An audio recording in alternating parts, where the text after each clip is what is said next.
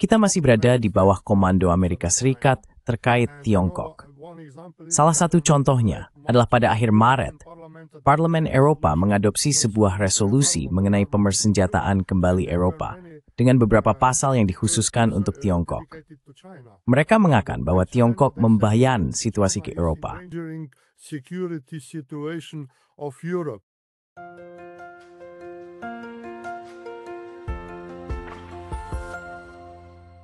Hello everybody, this is Pascal from Neutrality Studies and Halo semuanya, saya Pascal Lotas dari Neutrality Studies dan hari ini saya berbicara dengan Dr. Uroš Lipušček, seorang rekan dari Slovenia dan profesor di Mediterranean University. Beliau adalah mantan direktur AAB University, koresponden dan editor untuk RTV Slovenia, dan juga pernah bekerja sebagai konsultan untuk misi OSCE di Kosovo. Dr. Lipušček telah bekerja di berbagai belahan dunia dan sangat terhubung dengan Global South. Jadi, kebangkitan BRICS dan tatanan multipolar baru adalah topik yang ingin kami bahas hari ini. Dr. Lipušček, datang. Dr. Lipušček, welcome. Islami Subang, Tatsin Sin Ford. Thank you very much for accepting. You've been Terima kasih banyak sudah bersedia menerima undangan ini. Anda baru saja berada di Tiongkok, dan kita akan membahas hal itu sebentar lagi. Namun, hari ini kita merekam video ini pada hari Jumat 13 Juni, dan kita baru saja mengetahui tentang serangan mengerikan oleh Israel terhadap Iran, menargetkan Teheran, menargetkan kompleks perumahan pribadi, serta fasilitas nuklir di Natanz. Saya rasa kita harus mulai dari sini, karena sebenarnya beim strategies in Iran, SMT wall situation tough. Because you also have a little bit of experience working with Iran. What is your assessment of the situation? Ini bisa menjadi perang yang jauh lebih besar, awal dari perang yang jauh lebih besar di Timur Tengah. Tapi saya tidak terkejut dengan berita itu, karena saya pikir Netanyahu sedang berusaha mencegah Presiden Amerika Serikat Trump membuat kesepakatan dengan Iran terkait masalah ini. Trump kemarin mengatakan bahwa mereka adalah mitra yang baik dan bahwa mereka akan membuat kesepakatan yang baik. Saya pikir Israel berusaha mencegah hal ini dengan segala cara. Kita sedang menghadapi risiko perang besar karena Rusia memiliki perjanjian keamanan dengan Iran. Apa reaksi mereka? Kita tidak tahu. Lalu ada mitra ketiga, yaitu Tiongkok. Tiongkok mengimpor sekitar sepertiga minyaknya dari Iran, dan akan sangat sulit bagi mereka jika harus kehilangan minyak ini. Dan di sisi lain, ada Amerika Serikat yang mendukung Israel. Dan saya pikir tujuan Netanyahu adalah melibatkan Amerika Serikat dalam pertempuran itu. No matter krisis pesanut, itu is that smurk word merit Rusia. Do you think that Apakah Anda pikir orang-orang Eropa akan bereaksi terhadap tindakan perang ini? Ini adalah tindakan perang, tindakan agresi oleh Israel terhadap Iran. Apakah Anda pikir orang-orang Eropa akan bereaksi seperti yang mereka lakukan ketika Rusia menginvasi Ukraina dan memberlakukan sanksi apapun terhadap Israel? put any kind of sanctions on Israel? Saya harap tidak. Tapi saya pikir Inggris Raya akan mendukung Amerika Serikat apapun keputusan mereka di Washington. Namun negara-negara Eropa lainnya, saya rasa mereka akan ragu untuk bergabung. Anda tahu kenapa? Saya merasa terhibur oleh fakta bahwa semua kekuatan Eropa mendukung resolusi di Dewan Keamanan seminggu yang lalu yang meminta Israel menghentikan intervensinya dan mengizinkan bantuan kemanusiaan.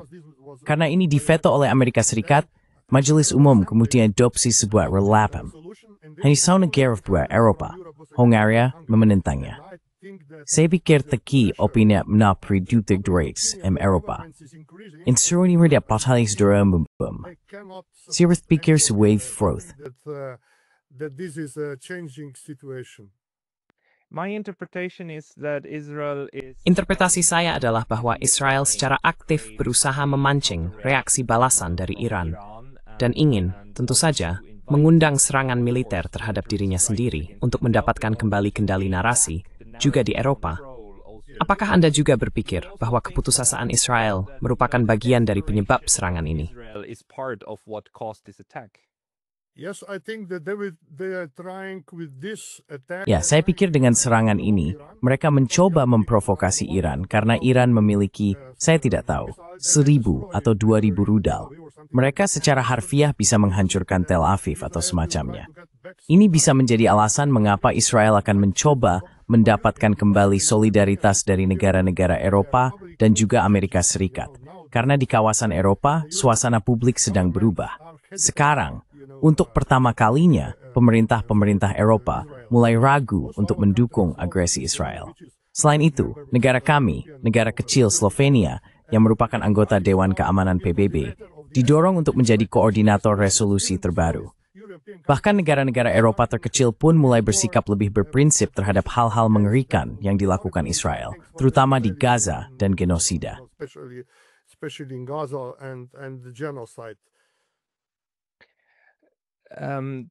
Anda juga telah bekerja di Kosovo dan dengan banyak negara global selatan. Bagaimana pandangan Anda tentang, katakanlah, bahkan tempat-tempat seperti Serbia, bekas Yugoslavia, yang saat ini memandang apa yang terjadi di Gaza dan juga dalam perang antara Rusia dan Ukraina? Apakah bekas Republik Yugoslavia, dalam konteks Eropa, berada di semacam ruang di antara dengan interpretasi yang berbeda tentang apa yang sedang terjadi? Seperti yang kita lihat dengan Serbia yang sangat netral, tetapi Kroasia dan Slovenia memiliki kebijakan yang berbeda.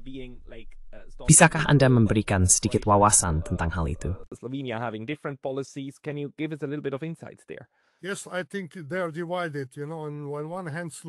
saya pikir mereka memang terpecah. Di satu sisi, Slovenia dan Kroasia pro-Eropa. Mereka melakukan apapun yang harus mereka lakukan dan apa yang diperintahkan kepada mereka di Brussel. Sayangnya, itulah situasinya.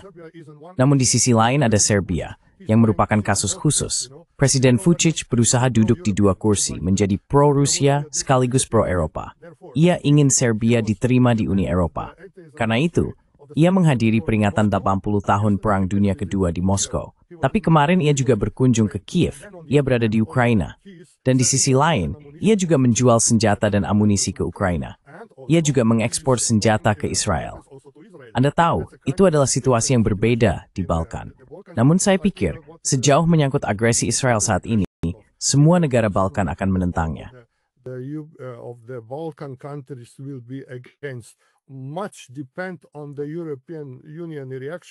Banyak hal bergantung pada reaksi Uni Eropa. Tetapi saya pikir suasana hati publik sedang berubah. Saya rasa Israel tidak bisa lagi mendapatkan dukungan apapun. Di sini, bahkan di Jerman, suasananya juga berubah. Yang sangat penting karena Jerman adalah negara paling penting dengan kanselir yang baru. Ia dipaksa oleh partai oposisi untuk bereaksi terhadap agresi tersebut. Yang perlu kita lihat adalah bagaimana reaksi dari Presiden Majelis Umum Perserikatan Bangsa-Bangsa terhadap hal ini. Dia adalah Menteri Luar Negeri Jerman, Annalena Baerbock.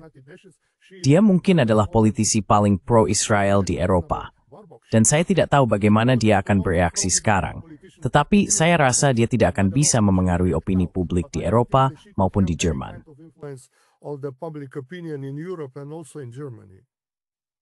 What surprised me is Yang mengejutkan saya hari ini, terkait serangan terhadap Iran, adalah bahwa Amerika Serikat, Tuan Rubio, Menteri Luar Negeri, sebenarnya mengatakan bahwa Amerika Serikat tidak terlibat dalam serangan-serangan ini.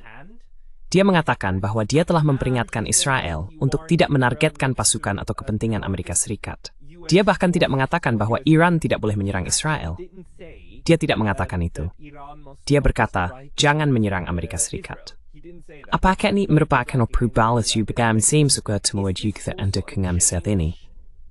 Anda tahu, hanya semat pengalih fistaltain febas matani. or is this, just smoke and mirrors at the moment? Ini memang perubahan kecil. Tapi kesan saya adalah jika Presiden Trump, dalam percakapan telepon terakhirnya dengan Netanyahu, bersikeras agar Israel tidak menyerang, maka Israel tidak akan menyerang. Karena Anda tahu, Presiden Trump memegang semua senjata dan kartu di tangannya. Jika dia berhenti memasok senjata ke Israel, Israel tidak bisa berbuat apa-apa, Anda tahu. Oleh karena itu, saya pikir Amerika bermain di kedua sisi. Dan Anda tahu, sayangnya, mereka berada di bawah pengaruh kuat lobi Israel. Dan saya pikir itulah alasan mereka ada di sana. Dan Anda tahu apa yang juga penting? Mereka tidak mengatakan bahwa mereka akan membela Israel. Tidak, mereka tidak mengatakan itu. Anda tahu, ini bisa menjadi tekanan pada Netanyahu agar tidak melanjutkan perang, karena dia mengatakan bahwa ini hanyalah serangan pertama, dan akan ada beberapa serangan lagi. De namhang chess the edu, about the new, and visits winnie lisikwer, strength sub. Pressure to Netanyahu not to go on with these attacks. Yes, and it might also be a way for the United Ya, States not dan having ini juga mungkin menjadi cara bagi Amerika Serikat untuk menghindari penggunaan kekuatan militer secara langsung terhadap Iran jika Iran memilih untuk membalas. Tergantung pada bagaimana Iran membalas. Namun kita juga tahu bahwa Rusia memainkan peran penting dalam hal ini. Rusia, baru beberapa hari yang lalu, secara resmi mengatakan dan setuju bahwa mereka akan mencoba membantu Amerika Serikat menengahi semacam kesepakatan nuklir dengan Iran. Dan Anda zureits mention bahwa Iran dan Rusia tentu saja memiliki perjanjian keamanan.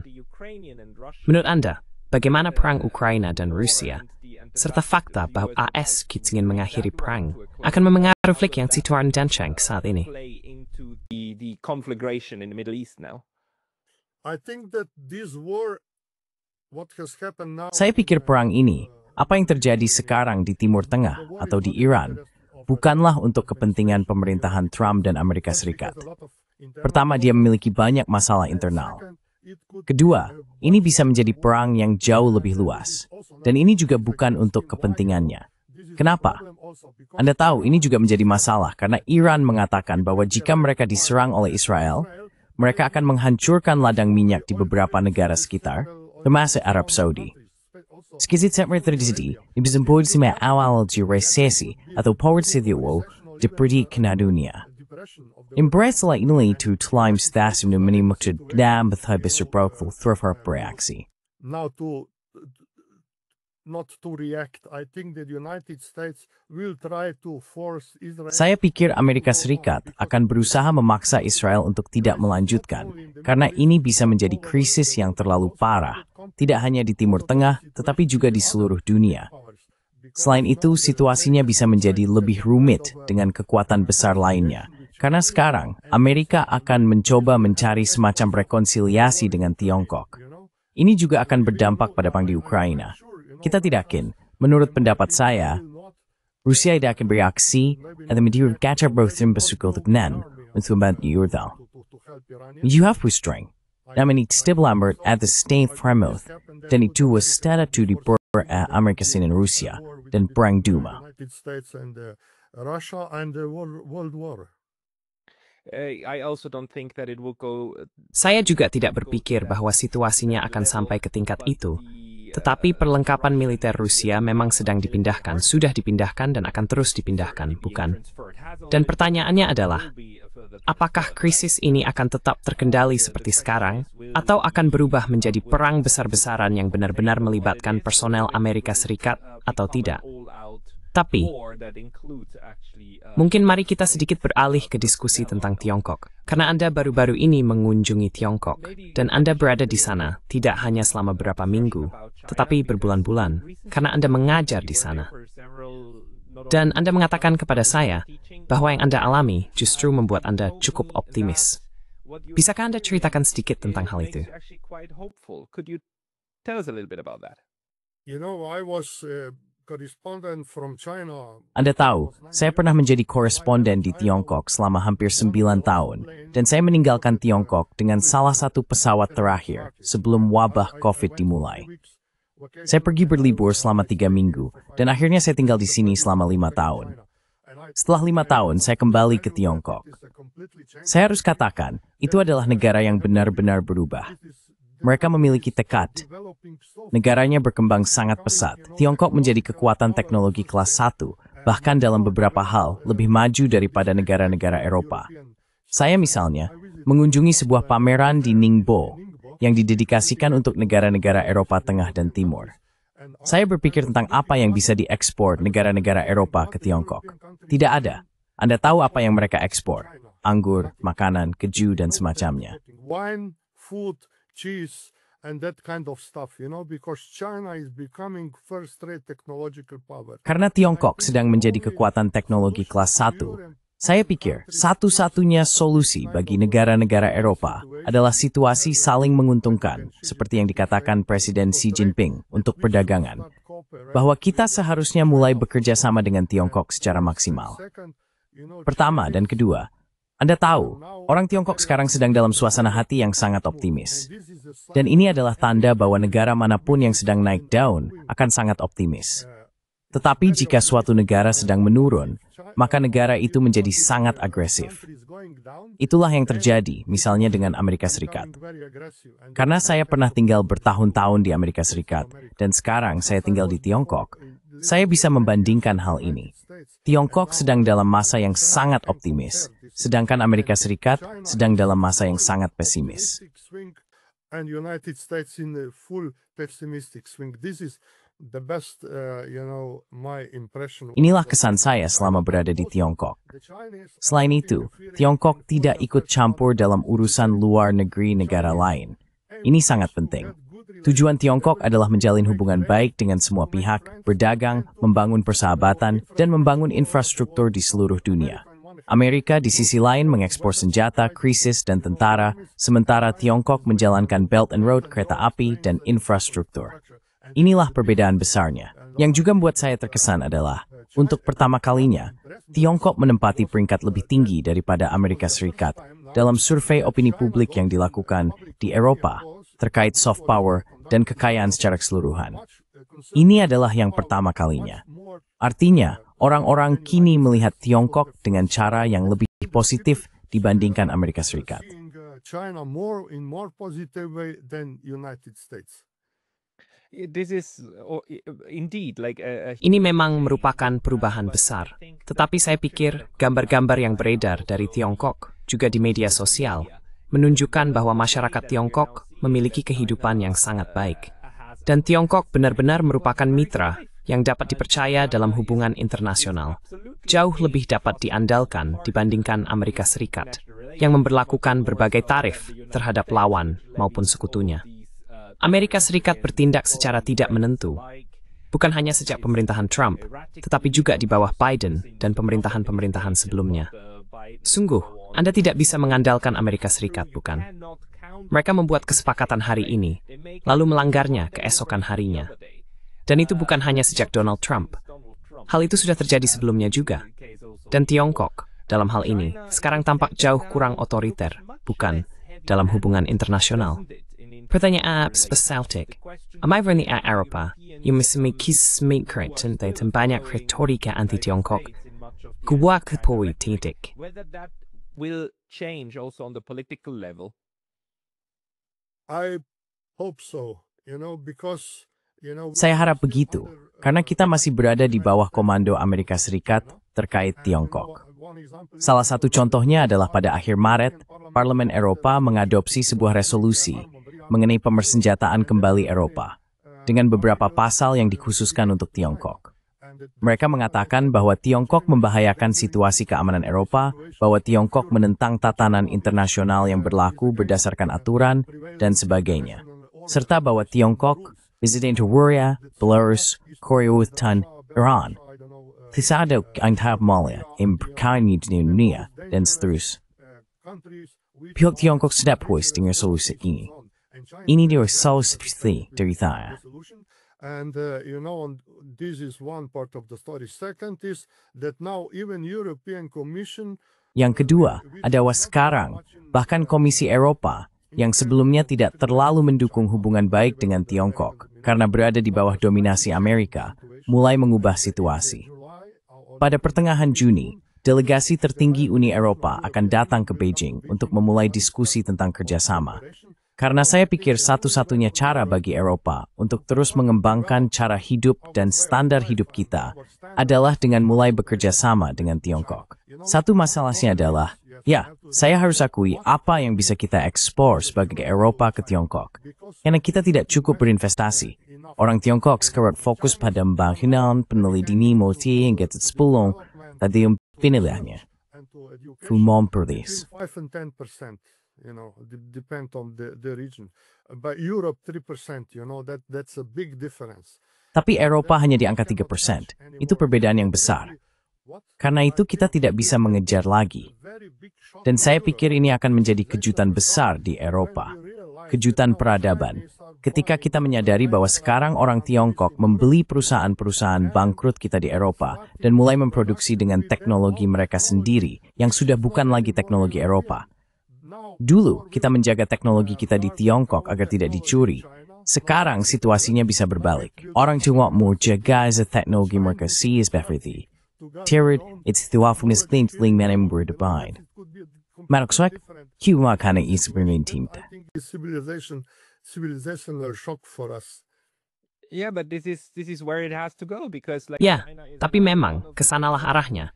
Karena Tiongkok sekarang adalah salah satu negara paling maju di dunia dalam hal teknologi tinggi. Sebenarnya, satu-satunya yang di beberapa sektor masih bisa menyaingi atau bahkan melampaui mereka adalah Amerika Serikat. Dan tentu saja, ada sektor-sektor tertentu di mana negara lain memiliki keunggulan kompetitif. Misalnya, jika kita melihat produksi microchip, teknologi untuk chip kelas atas masih dijaga ketat oleh Jepang dan Belanda, mesin litografi. Tapi secara keseluruhan, dalam skala di mana sebuah peradaban bisa memproduksi mobil, pesawat, baja, besi, dan sebagainya, Tiongkok punya semuanya. Dan sekarang, Tiongkok juga telah membuktikan bahwa mereka benar-benar memegang kendali atas Eropa dan Amerika di titik yang paling sensitif, yaitu dengan logam tanah jarang.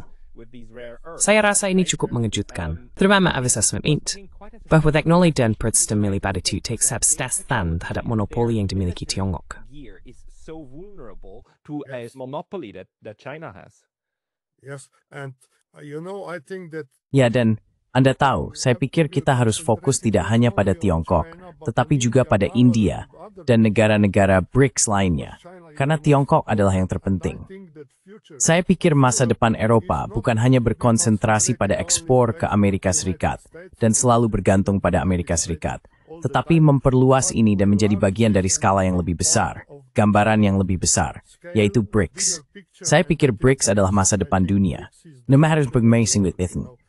Saya pikir des terakhir, nang terakhir, menggarap for, and don't bomb throw sping. that Europe should change its own mind.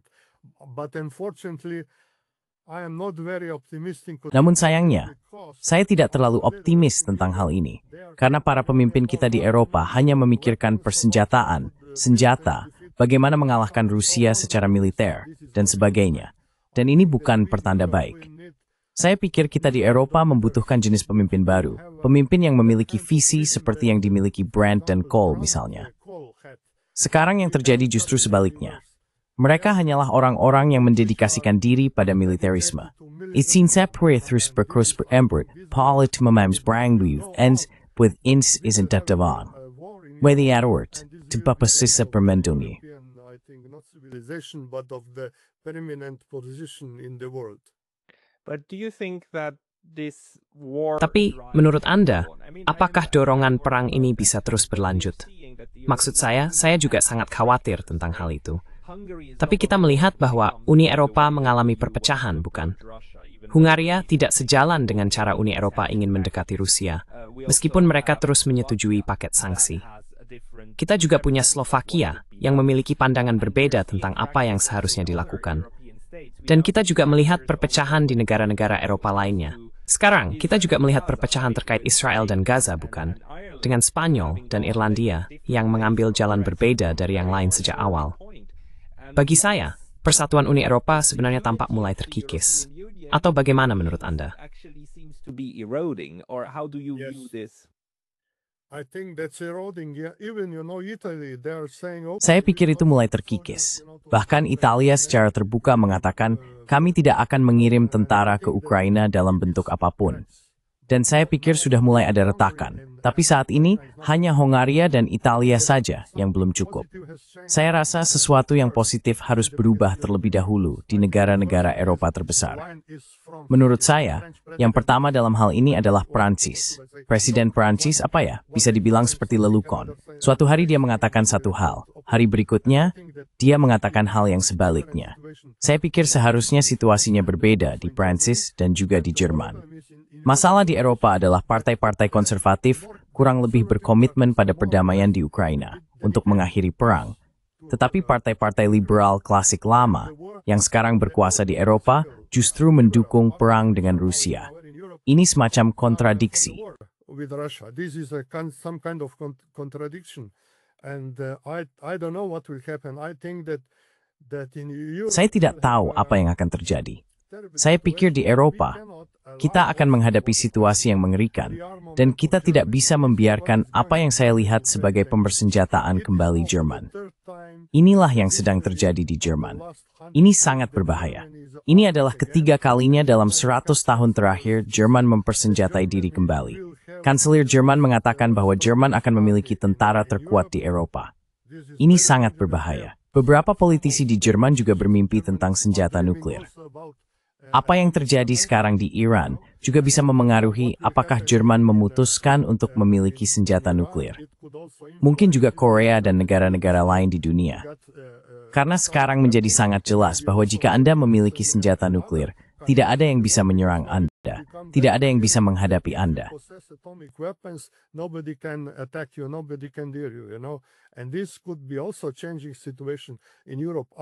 Ini juga bisa menjadi situasi yang berubah di Eropa. Saya tidak tahu bagaimana kita bisa memaksa para pemimpin Eropa untuk mengubah situasi ini. Anda tahu kenapa? Karena gerakan perdamaian di Eropa sangat lemah. Itulah masalahnya, juga di Amerika Serikat. Saya pikir sesuatu yang mengerikan harus terjadi agar masyarakat Eropa memahami bahwa kita telah sepenuhnya mengubah situasi dan bahwa masa depan kita bukan pada persenjataan. Karena 2 kali dalam sejarah kita, sesizin senebuiti stekta ovuit thain. Demabrement sumathig at bewerwerking for lasna mardit. I hope so too, but the unfortunate way we are also. Saya juga berharap demikian. Namun sayangnya, yang kita lihat di Uni Eropa justru adalah meningkatnya kecenderungan otoriter di negara-negara yang mengaku membela demokrasi. Kita melihat bagaimana Jerman sedang mempertimbangkan untuk melarang partai oposisi terbesar mereka, AfD. Kita juga melihat di Rumania terjadi pemilihan presiden yang sangat bermasalah, di mana kandidat terdepan langsung dilarang mencalonkan diri dengan alasan yang sangat lemah. Ini sangat bermasalah. Saya juga berdiskusi dengan rekan-rekan dari Polandia yang mengatakan, lihat di Polandia juga, pemerintah saat ini sedang menindak keras perbedaan pendapat politik. Kita melihat Kaja Kallas, kepala kebijakan luar negeri, yang kini memasukkan 2 jurnalis Jerman, warga negara Jerman yang tinggal di Rusia, ke dalam paket sanksi. Ini adalah perkembangan yang mengkhawatirkan. This is scary developments. Tapi Anda tahu apa pendapat saya? Jika Uni Eropa menjadi organisasi otokratis, saya pikir ini akan menjadi awal dari akhir Eropa. Yang juga sangat berbahaya adalah dalam resolusi terakhir yang diadopsi oleh Parlemen Eropa, ada pasal yang menyatakan bahwa Uni Eropa harus beralih dari konsensus ke suara mayoritas berkualifikasi. Ini sangat berbahaya, terutama bagi negara-negara kecil. Karena sekarang, kita mungkin memilih satu negara Eropa kemuka, yang memuka nasib Uni Eropa. Dan tover negara gagazi, ini akan menjadi penuh.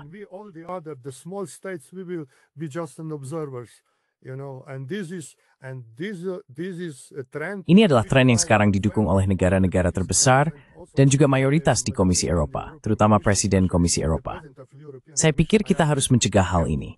Uni Eropa dimulai sebagai proyek ekonomi, proyek perdamaian, dan sekarang kita hampir menjadi organisasi setengah NATO. Ini bisa sangat berbahaya.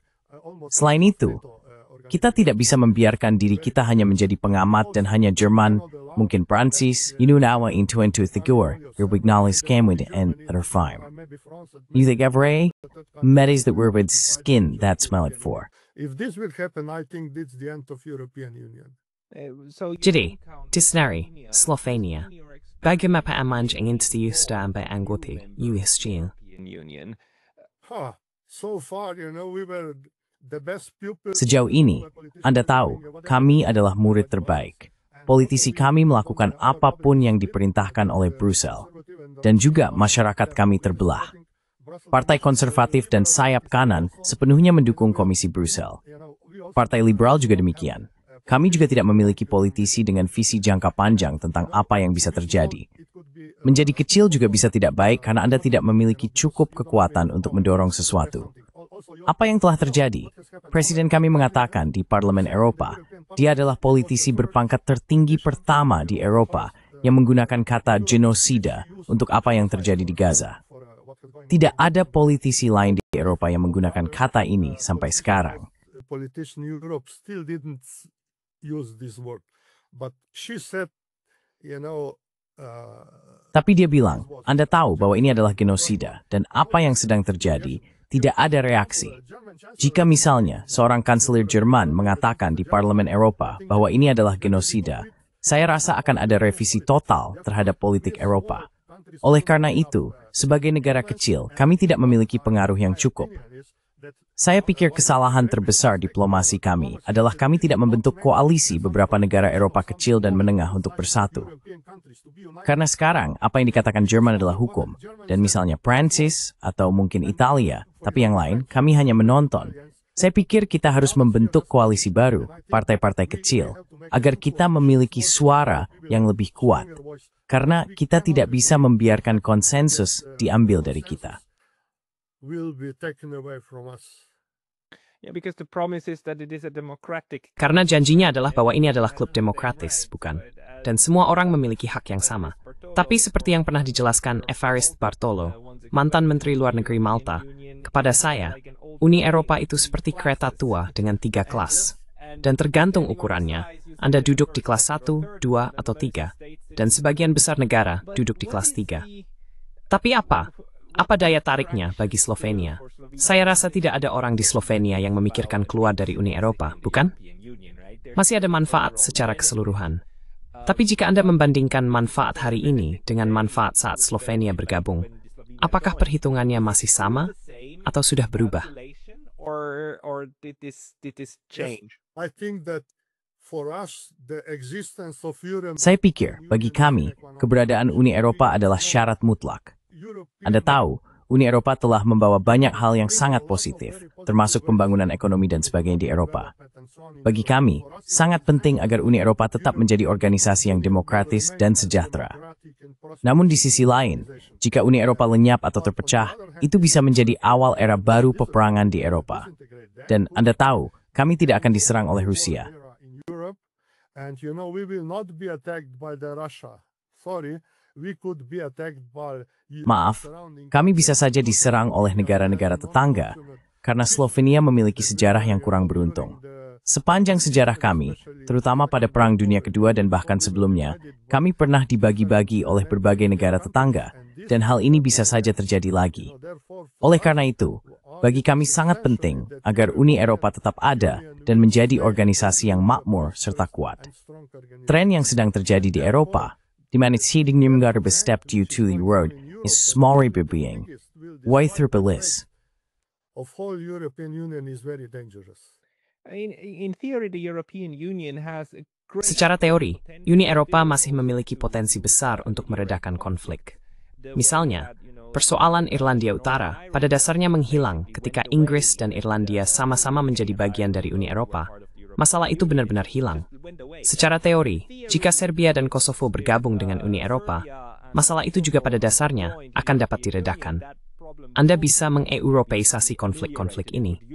Namun dalam praktiknya, hal ini tampaknya masih sangat jauh, bukan? Practice, this seems to be very far away, isn't it? Yeah, Jika Uni Eropa sampai lenyap, yang saya harap tidak akan terjadi, itu akan menandai awal dari serangkaian krisis kecil yang baru. Semua masalah-masalah muncul kembali. Selain itu, mengenai Balkan, kawasan Balkan sangat tidak stabil. Dan khawatir, jika dan ketika perang di Ukraina berakhir, krisis baru akan muncul di Balkan, karena kawasan tersebut semakin hawail. Misalnya, mengapa pemerintah Inggris memutuskan untuk menandatangani perjanjian senjata dengan Bosnia dan Herzegovina? Untuk apa mereka membutuhkannya? Menurut saya, itu untuk ikut campur dalam urusan Eropa dengan Eminas, dan entah kekuatan apa lagi. Kedua misalnya, Kroasia menandatangani perjanjian kerjasama militer dengan Kosovo, Albania, dan Bulgaria. Untuk apa kita membutuhkan kerjasama militer seperti itu? that kind of cooperation on military side. And then on the other side, on the opposite side, Serbia. Lalu di sisi lain, Serbia menandatangani perjanjian militer dengan Hungaria. Ini aneh. Alih-alih memperkuat kerjasama, di Balkan justru lebih menekankan pada kerjasama militer. Itu berarti semua orang sedang bersiap untuk perang. Ini bukan situasi yang baik. Jika Anda melihat apa yang sedang terjadi, Serbia dikelilingi oleh negara-negara Eropa, oleh negara-negara NATO. Apa masalah dengan Serbia? Yang terjadi di Serbia adalah, di satu sisi, masyarakat sudah muak dengan korupsi dan ketidakefisienan pemerintah. Namun di sisi lain, menurut saya situasinya tidak begitu jelas.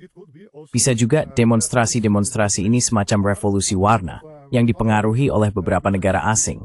Interfered by some foreign countries, you know. Therefore, I am really afraid. Oleh karena itu, saya benar-benar khawatir bahwa sekarang Balkan, yang dulu merupakan tong mesiu dalam sejarah, bisa mengalami hal serupa lagi. Saya berharap Komisi Eropa akan memberikan perhatian yang jauh lebih besar kepada Balkan, dan mereka akan mendorong serta mempercepat proses agar negara-negara Balkan ini dapat menjadi anggota Uni Eropa secepat mungkin. Karena inilah satu-satunya cara kita akan memiliki situasi yang damai dan menghindari campur tangan asing. Kita harus mengakui bahwa di kawasan Balkan saat ini ada konflik antara, boleh saya katakan, dinas rahasia kekuatan asing, terutama kekuatan besar, Rusia, Amerika, Inggris, Jerman. Mereka semua bersaing untuk mendapatkan pengaruh terbesar di negara-negara Balkan. The most influence on the Balkan countries. Saya tidak tahu bahwa ada perjanjian keamanan yang sedang dibuat dengan berbagai negara Balkan oleh kekuatan luar, baik di dalam maupun di luar Uni Eropa. Itu benar-benar berita baru bagi saya. Tapi Anda benar sekali. Mengapa Inggris memiliki perjanjian militer dengan Bosnia-Herzegovina? Dan ini sangat mengingatkan saya pada situasi menjelang Perang Dunia Pertama yang pada akhirnya dimulai di Balkan. Maksud saya, sejarah Eropa, sejarah Balkan, adalah sejarah Eropa itu sendiri. Wilayah ini selalu menjadi kunci bagi apa yang terjadi secara politik di tempat lain. Apakah ada perjanjian militer lain yang sedang dibuat saat ini? Maksud saya, apakah ada perjanjian militer antara Rusia dan Serbia atau semacamnya?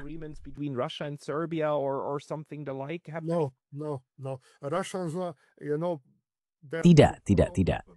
Rusia, Anda tahu, mereka pro-Serbia. Dan saya pikir isu utamanya adalah, apakah Serbia akan tetap berada di orbit Rusia atau di orbit Eropa atau Amerika? Karena juga, yang terjadi di masa lalu adalah ketika Kosovo menjadi negara merdeka, itu adalah sebuah pemisahan diri, dan Kosovo menjadi negara merdeka tanpa adanya referendum atau semacamnya. Misalnya, Crimea di Rusia, atau lebih tepatnya di Ukraina, mereka mengadakan referendum, dan Barat tidak mengakui bahwa Crimea adalah bagian dari Rusia, meskipun mereka telah mengadakan referendum dan sebagainya. Tapi Kosovo menjadi negara merdeka tanpa adanya referendum. Mereka hanya memutuskan untuk memisahkan diri, bahwa Kosovo akan menjadi negara merdeka. Itu adalah keputusan yang terutama didorong oleh Amerika Serikat.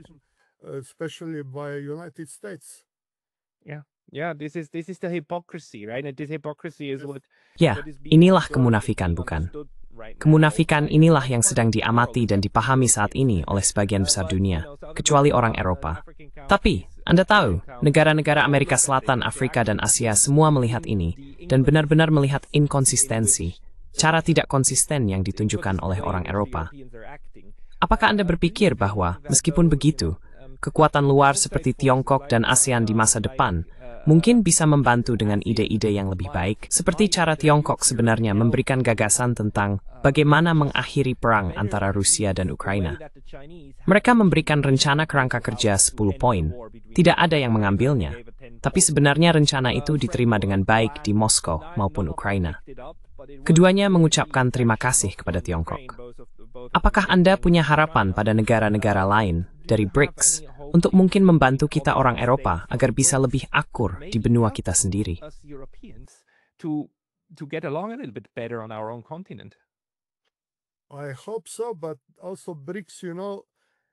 Saya juga berharap begitu. Tetapi dengan BRICS, Anda tahu, Tiongkok memiliki ideologi Konfusianisme tentang harmoni, yang sebenarnya baik. Namun di sisi lain, ada masalah antara India dan Tiongkok.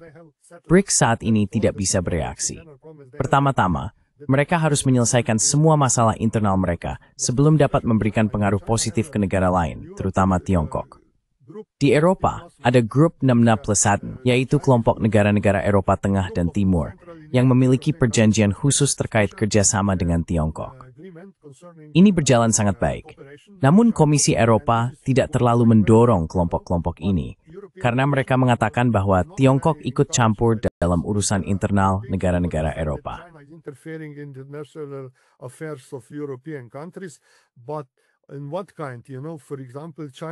Tapi dalam hal apa?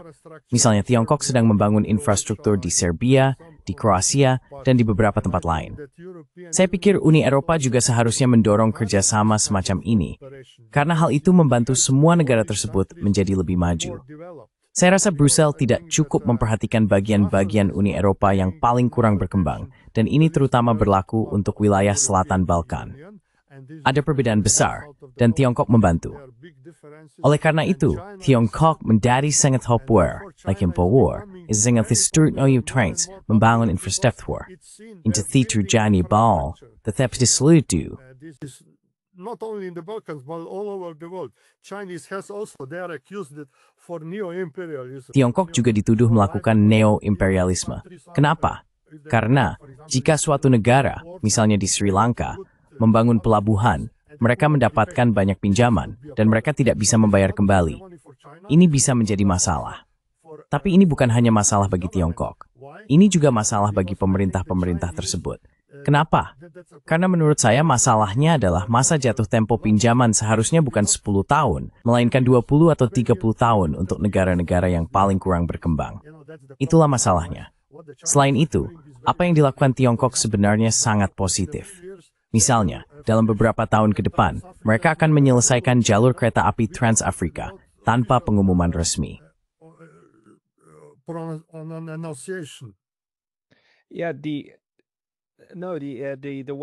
Ya, cara Tiongkok melakukan investasi asing, baik investasi langsung maupun bantuan pembangunan resmi, keduanya sebenarnya ditujukan untuk membantu negara lain dengan infrastruktur mereka. Dan tuduhan jebakan dari Barat terhadap Tiongkok itu sungguh menggelikan. Karena itulah cara negara-negara Barat, sejak lama melalui IMF dan Bank Dunia, menggunakan dan masih menggunakan kekuatan besar terhadap negara-negara berkembang.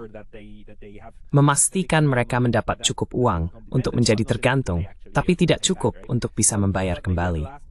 Tapi mungkin sebagai poin terakhir, apa prediksi Anda untuk negara-negara BRICS? Dan bagaimana keberadaan BRICS akan mengubah cara negara-negara Eropa bertindak di benua Eurasia yang mereka bagi ini?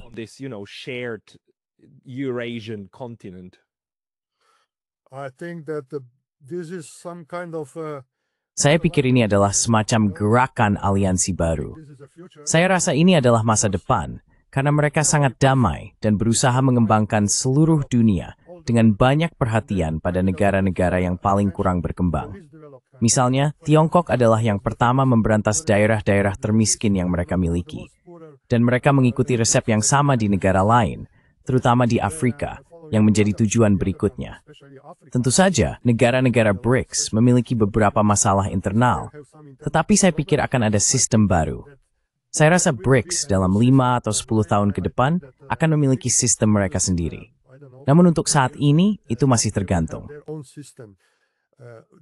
But now it depends if there will be a common new world. Jika akan ada tatanan dunia baru bersama antara Barat dan BRICS, atau jika Amerika tidak mau mengakui bahwa mereka harus mengubah sikap mereka, maka akan ada dua tatanan dunia. Satu tatanan dunia Barat, dan satu lagi tatanan dunia BRICS. Namun BRICS akan jauh lebih kuat karena Barat hanya terdiri dari 10% atau 11% populasi dunia, sedangkan sisanya adalah BRICS. Dan PDB BRICS terus tumbuh dan tumbuh. Saya pikir Barat akan dipaksa untuk mulai bekerja sama dengan Tiongkok dan BRICS, terutama karena negara-negara ini sekarang menjadi sangat maju secara teknologi. Dalam beberapa kasus, bahkan lebih maju daripada negara-negara Barat. Saya rasa sekarang kita di Barat berada di pihak yang kalah. Jika para politisi kita tidak menyadari bahwa kita harus bergabung dengan mereka, maka menurut saya itulah akhir dari segala bentuk pengaruh Eropa dalam hubungan internasional. I see it like you. Yes, Saya sependapat dengan Anda. Ya, sampai ada lebih banyak kerjasama, dan pada akhirnya negara-negara Eropa bergabung dengan BRICS. Eropa akan tertinggal dan menjadi daerah terpencil di dunia. Tapi Dr. Uroš Lipuščák, bagi orang-orang yang ingin mencari tulisan Anda, kemana mereka harus pergi? Di mana mereka bisa menemukan Anda? People who want to find your writing, where should they go? Where should they find you? I am on, Saya hanya ada di Facebook. Saya adalah kontributor tetap di Facebook karena saya pro perdamaian. Saya menentang perang. Saya menentang Komisi Eropa dan kecenderungan otokratis ini. Negara kita sangat kecil, dan saya pikir beberapa partai besar mencegah saya untuk tampil lagi di media arus utama nasional, karena pandangan saya tidak sejalan dengan politik resmi, seperti yang Anda pahami dari apa yang saya katakan. Saya cukup kritis. Sejak awal kami sudah menyerukan agar kita mulai berbicara dengan Rusia untuk mengakhiri perang di Ukraina dan sebagainya.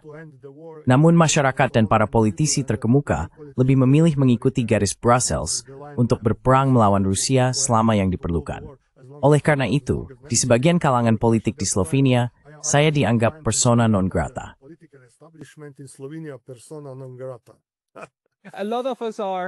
Banyak di kami juga begitu. Tapi mereka menyorkan tautan ke profil Facebook Anda di deskripsi video ini ke orang-orang yang menghubungi Anda. Dr. Uroš Lipuščák. Terima kasih cek this Victoria Teni. Thank you very much for your time today. Quarry's time Bracy.